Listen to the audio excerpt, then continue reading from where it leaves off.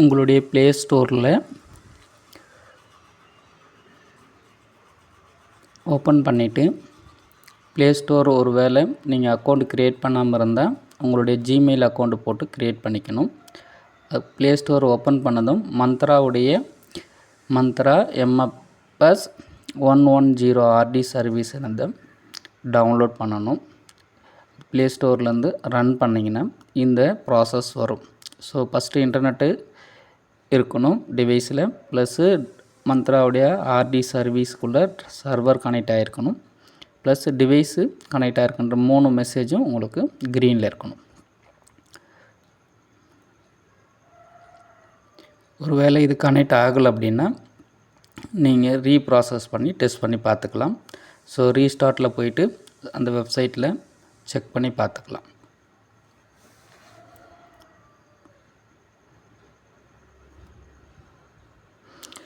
இது ரெடி இல்லாமல் உங்களால் டிவைஸு கனெக்ட் பண்ண முடியாது ஆதார் அப்ளிகேஷன் கூட. ஸோ இது ப்ராசஸ் ரெடின்னு வந்த பிறகு உங்களுடைய ஆதார் அப்ளிகேஷனுக்கு போகணும்.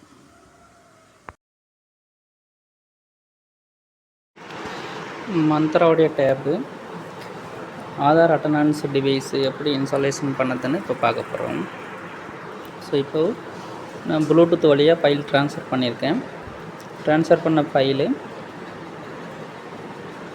ஸோ உங்களுடைய ஃபைல் மேனேஜர் ஓப்பன் பண்ணணும்.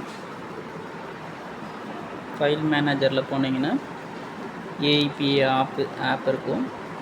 ஆப்பை கிளிக் பண்ணிங்கன்னா ஆதார்க்குள்ளே அப்ளிகேஷன்ஸ் இருக்கும். ஆதார் அப்ளிகேஷனை கிளிக் பண்ணிங்கன்னா இதில் மோர் டீட்டெயில்ஸ்னு ஒரு மெனு இருக்கும். மோர் டீட்டெயில்ஸ் கிளிக் பண்ணிவிட்டு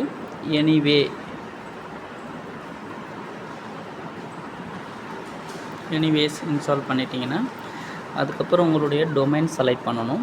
டொமைனில் பார்த்தீங்கன்னா உங்களுடைய எந்த டிபார்ட்மெண்ட் என்னதை நீங்கள் சூஸ் பண்ணிக்கணும். சூஸ் பண்ணிவிட்டு இப்போது உங்களுடைய ஆக்டிவேஷன் கோடு கொடுக்கணும். இந்த ஆக்டிவேஷன் கோடு உங்களுடைய அப்ளிகேஷன் சைடில் ஆதாருக்குண்டான லாகின் பேஜஸ் இருக்கும். அதுக்குள்ள பேஜிலிருந்து பயோமெட்ரிக் ஆக்டிவேஷன் கோடு கொடுக்கணும். அந்த கோடு கொண்டு வந்து இங்கே ஜஸ்ட்டு நீங்கள் 6 டிஜிட் கோடு வரும். அதை நீங்கள் செலக்ட் பண்ணிங்கன்னா உங்களுடைய கோடு கரெக்டாக இருந்ததுன்னா இது அடுத்த ப்ராசஸ் போகும். ஸோ இந்த மாதிரி தான் நீங்கள் டிவைஸை ஃபஸ்ட்டு ஆக்டிவ் பண்ணணும்.